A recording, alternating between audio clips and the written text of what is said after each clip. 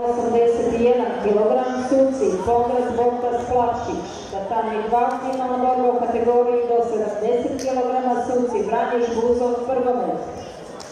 Neka izađu na tatami 1, Družeta Dominik, Istarski borac, Sokolović Damijan, Istarski borac, tatami 2, Blagojević Maja Zagreb, Babić Lucija Zagreb.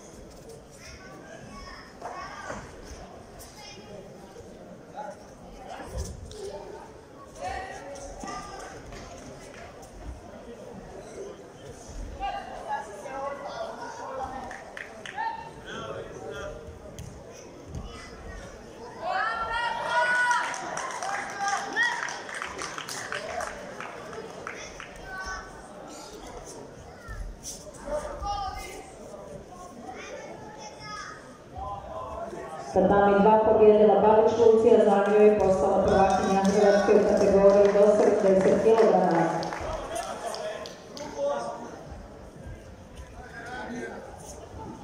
Neka se pripreme do 90 kg i do 78 kg finalisti.